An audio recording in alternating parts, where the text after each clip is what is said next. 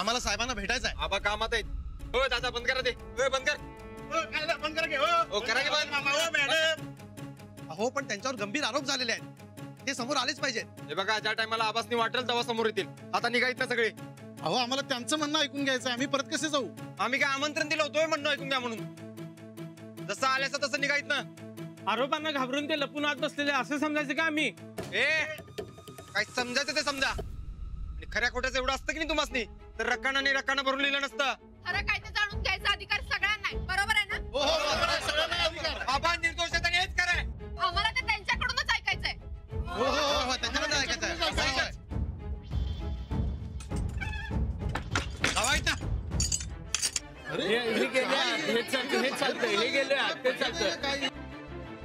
बघितलं काय ते? सूरज दरवाजा उघड. दरवाजा लावला तर आपण लपून बसलो असं वाटेल आणि जेवढं लपून राहू तेवढं जास्त दोषी ठरू. दरवाजा उघड. काय विचारायला लागले ते? आम्ही सांगितलं नव.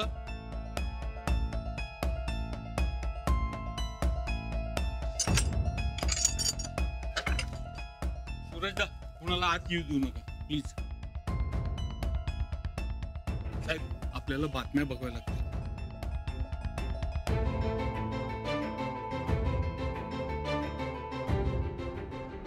हळूहळू तक्रारींची संख्या वाढतेच आहे. राज्यभरातून फसवणुकीच्या अनेक तक्रारी दाखल होत आहेत. सर्व स्तरातून शिक्षण मंत्री प्रतापराव गायकवाडांच्या अटकेच्या मागणीनं जोर धरलाय.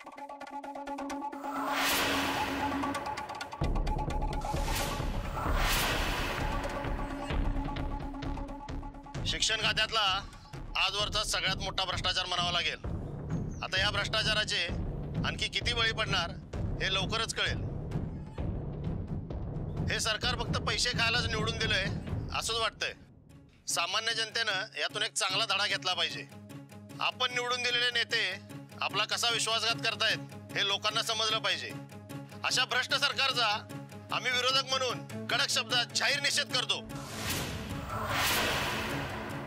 खरं तर स्वतः मुख्यमंत्र्यांनी यात लक्ष घालावं अशी आमची मागणी आहे. ज्या तरुणांचे पैसे खाल्ले त्यांना न्याय नाही मिळाला तर आम्ही रस्त्यावर उतरू. धिक्कार आहे अशा सरकारचा.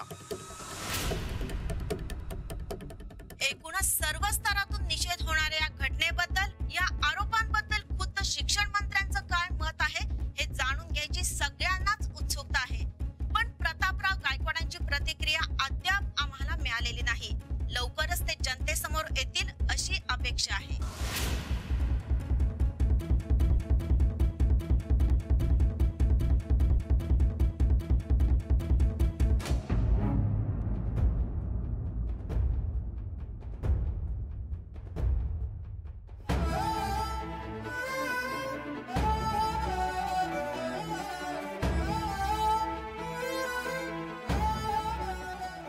एकाची टाळकी फोडायची वाटेल. सूरज अरे त्यांचं काम आहे मिळालेली माहिती सांगणं. आहो साहेब वरती नाही ती खोटी माहिती सांगायला. आबा तुम्ही पक्षश्रेष्ठींना फोन लावा नाहीतर मुख्यमंत्र्यांना फोन करा.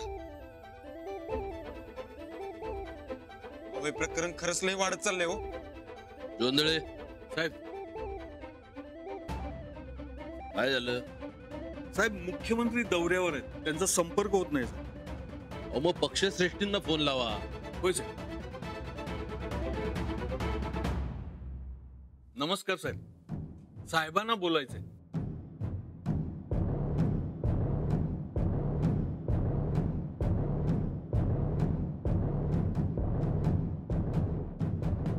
नमस्कार सर. प्रतापराव जे काय ऐकतो ते अजिबात चांगलं नाहीये. साफ खोट आहे.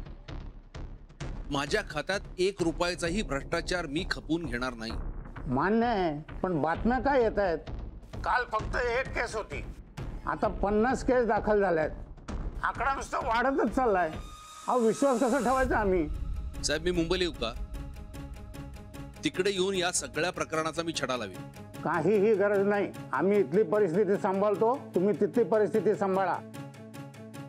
तुमच्या जिल्ह्यातल्या जास्त तक्रारी येत आहेत आणि ती आत्महत्या तुमच्या गावाजवळ घडलेली घटना आहे.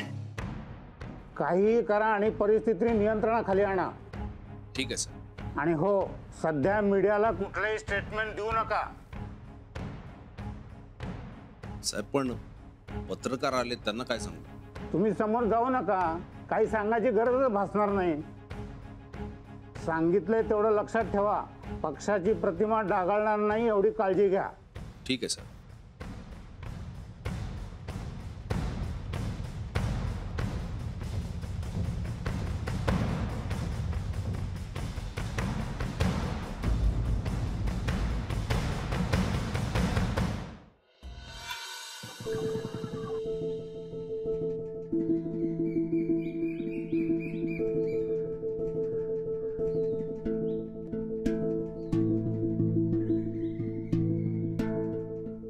राणा क्या हुआ?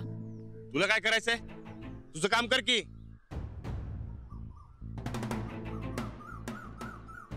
बरकत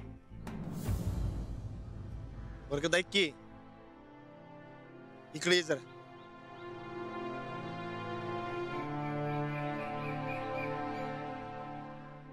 मला तुझ्यावर ओरडायचं नव्हतं रे, पण काय करू, समजेजण हेच विचारतात. आलमीत बी तेच, गावात बी तेच, समधीकडे तेच विचारतात. कुणाला माहित नाही काय आबा असं पैसे खाणार नाहीत म्हणून? मला तसं विचारायचं नव्हतं रे, मी आपलं काळजीपोटी विचारलं. बाकी समजा बी काळजी नाही विचारतात. कुणाला किती आणि काय काय सांगू रे? अरे एकच एक सांगून मला कंटाळा आलाय रे. आणि त्या ते पत्रकार त्यांनी तो वातच आणलाय. राणा, साहेबांच्यावर जो आळा आलाय ना तो खोटा आहे, तो आपल्याला माहितीये. पण हे समजा जगाला पटवून द्यायला पाहिजे आणि त्यासाठी काहीतरी केलंच पाहिजे बघ.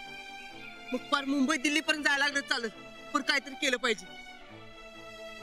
होय, काहीतरी करायलाच पाहिजे. आबांवर चाळ मिटला पाहिजे म्हणजे पाहिजे.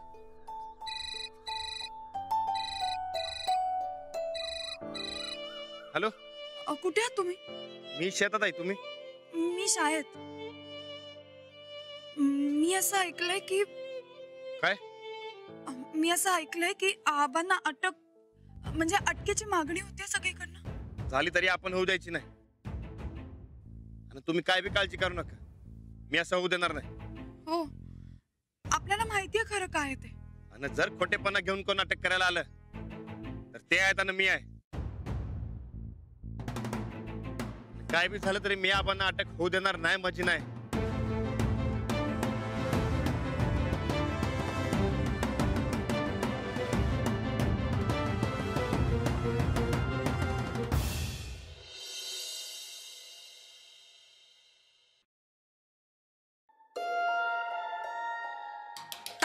काय झालं काय झालं? आव घरातच बसले, जागेवर हालनाच झाले.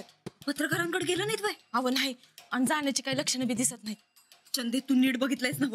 आव ताई साहेब, मी लपून बघितलं असलं तरी नीटच बघितलंय. साहेब काय पत्रकारांसमोर जाणार नाहीत. पण मग ते पत्रकार? आव त्यासनी तर शिरपतीनं बाहेरच अडवून ठेवलंय. वा, घाबरला वाटतं म्हातारा. मम्मीला फोन करून सांगायला पाहिजे. हळूहळू तक्रारींची संख्या वाढतेच आहे. मम्मी अगं फोन उचल की लवकर. नेमकं खुशीच्या टायमाला कुठं गायब होत्या कुणास ठाऊक. राज्यभरातून फसवणुकीच्या अनेक तक्रारी दाखल होत आहेत. हॅलो, अगं मम्मी. काय ग? अगं लई गोड बातमी आहे बघ. काय सांगतेस? कधी कळलं ग? अगं ही काय आत्ताच. तू दवाखान्यात गेलतीस? दवाखान्यात कशाला? अगं मग गोड बातमी कुठे कळली तुला? तर आज रिपोर्ट आलाय. कसला रिपोर्ट मम्मी? अगं तू फोटोची राहिलीस ना, मला लई गोड बातमी. अगं मम्मी तू काय बोलायलास हे? अगं गोड बातमी म्हणजे मामांजी तोंड लपवून बसले आहेत आणि ते बाहेर पत्रकार आणि टीव्ही वाले समजे आलेत. लई घाबरल्यात बघ. तुझा एक अपमान झाला त्याच्या बदल्यात यांचे 100 अपमान व्हायलेत बघ. हाय का नाही गोड बातमी? शिळी म्हण. समध्या चॅनलवर हेच दिसतंय. तू नवं काय सांगितलंस? मी तर टीव्ही समोरच बसली हाय. तुझा सासरा तोंड लपून बसलाय नवं. त्याचा बाजार कसा करायचा ना ते बघ. मम्मी ही नंदिता असताना तू काही बी काळजी करू नकस. यांचं 1000 अपमान झाल्याशिवाय आता आम्ही गप बसणार नाही.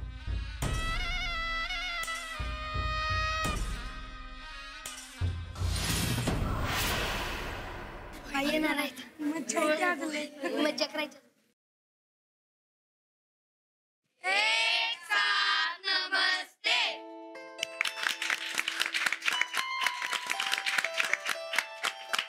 नमस्ते, बसा खाली.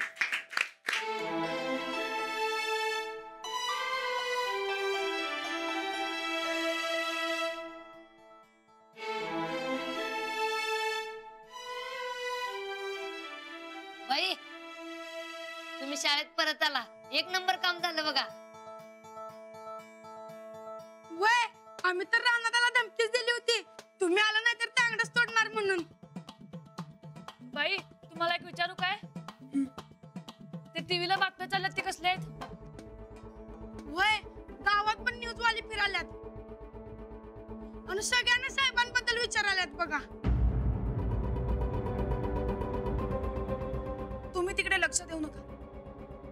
चला पुस्तकं काढा. बाई साहेबांना आता अटक करणार काय पोलीस?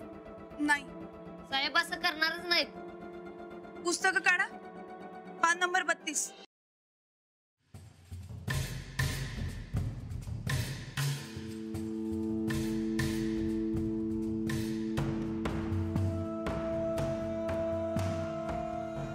आता आपण प्रतापराव गायकवाडांच्या दारात उभे आहोत. आता लवकरच ते येतील आणि आपल्याला लाईव्ह मुलाखत देतील. आपण त्या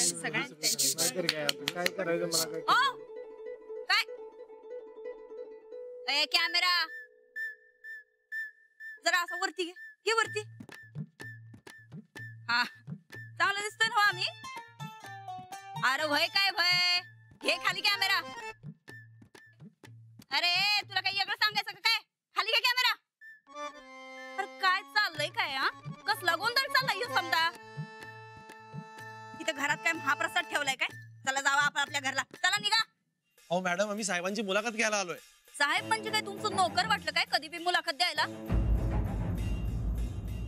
हे बघा आता त्यांच्या आरामाचा टाइम आहे.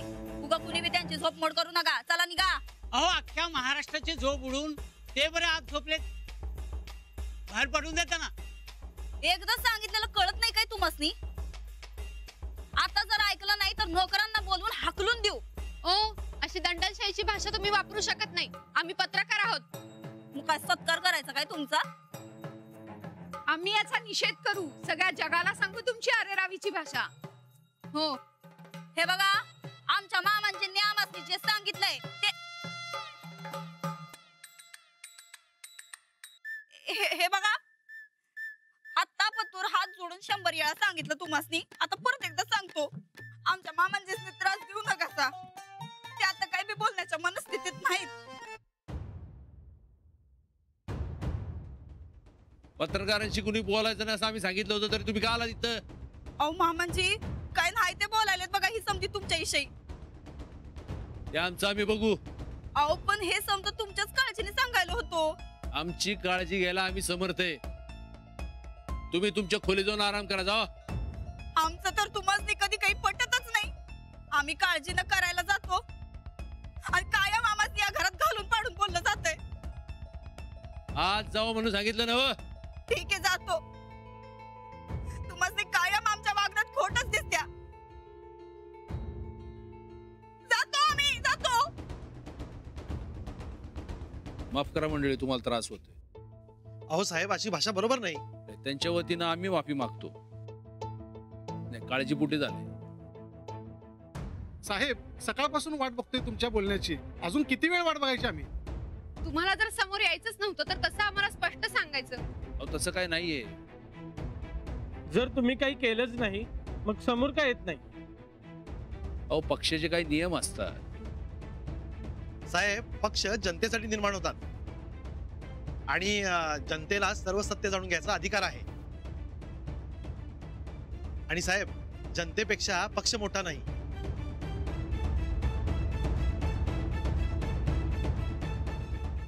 ठीक आहे, तुम्ही म्हणता ते बरोबर आहे. या समजा तिरुपती येऊ द्या ना. नमस्कार. तुम्हाला वाट बघावी लागली त्याबद्दल आम्ही दिलगिरी व्यक्त करतो. काय तुम्हाला ताटकळत ठेवायचा हेतू नव्हता, पर पक्ष शिस्तीला अनुसरून काही गोष्टी कराव्या लागतात.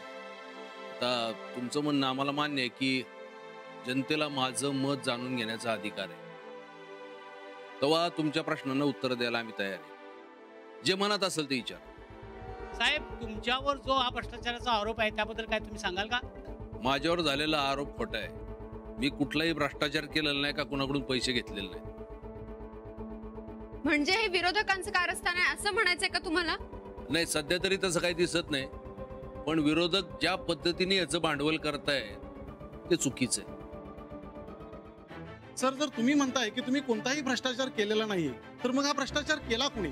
आज एका तरुण शिक्षकाने आत्महत्येचा प्रयत्न केला, बाकी शेकडो लोकांच्या तक्रारी दाखल होत आहेत. याबद्दल तुम्ही आम्हाला काय सांगाल? त्याबद्दल मला काहीच सांगता येणार नाही, कारण मला खरंच काय माहिती नाही.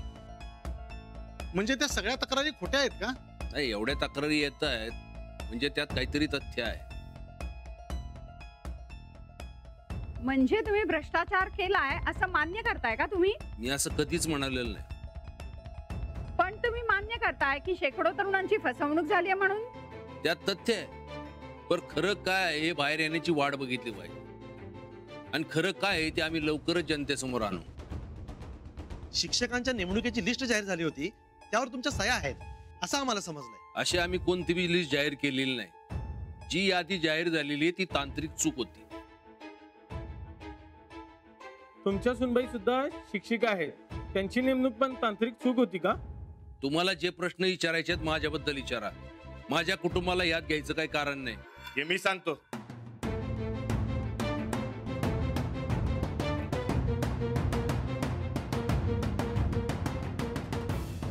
अंजलीबाई आधीपासून शिक्षिका होत्या, नंतर गायकवाडांच्या सुनबाई झाल्या.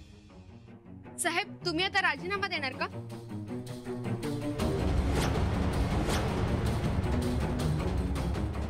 कशासाठी? नैतिक जबाबदारी म्हणून. आम्ही कसली बी चूक केलेली नाही, त्यामुळे राजीनामा द्यायचा विचारच नाही. मला वाटतं तुमच्या सगळ्या प्रश्नांची उत्तरं आम्ही दिलेली आहेत. साहेब, मला विचारायचं होतं की बस. आम्हाला जेवढं योग्य वाटलं, जेवढं माहित होतं तेवढं समजा सांगितलेलं आहे. आता जोवर सत्य बाहेर येत नाही तोवर मला या विषयावर काय बी बोलायचं नाही.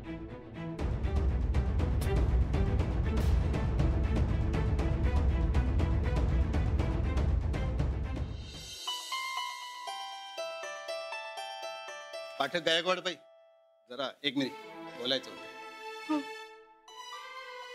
32 काढा पानं.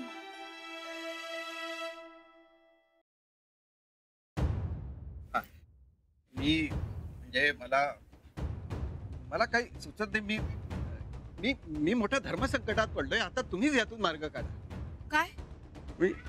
आताच या सोशल मीडियावर मेसेज आला की उद्या सगळ्यांनी काळी फीत लावून आंदोलन करायचंय असं शिक्षक संघटनेनं ठरवलंय. काय? अहो, पण खरं काय ते आधी कळू द्या. एवढा उतावळपणा कसला? नाही, म्हणजे तुम्ही म्हणताय ते बरोबर आहे, पण आपल्याच एखाद्या शिक्षक बांधवावर जर अन्याय होत असेल तर आपण नको का निषेध व्यक्त करायला? अहो, पण हा अन्याय आहे का नाही हे तर कळू द्या. नाही नाही नाही नाही, साहेबांचा निषेध असा नाही, पण घडल्या प्रकाराबाबत निषेध करायचा आहे आपण. आपण? हा, आपण म्हणजे तुम्ही एक शिक्षक आहातच ना, त्यामुळे तुम्हालाही त्यात सामील व्हावंच लागेल. अहो, पण मला कळते तुमची अडचण, पण एक शिक्षक या नात्याने तुम्हाला हे सगळं करावंच लागेल. उद्या समजा तुमच्या बाबतीत असं काही घडलं तर हीच शिक्षक संघटना तुमच्या पाठीशी धावून येईल ना. मला वाटतं माझं म्हणणं तुम्हाला अजिबात पटलेलं दिसत नाही, पण मला खात्री आहे की एक शिक्षक या नात्याने तुम्ही तुमची जबाबदारी निश्चित पार पाडाल. तेव्हा उद्या आपण काळी फीत लावून निषेध व्यक्त करतोय हे लक्षात असू दे.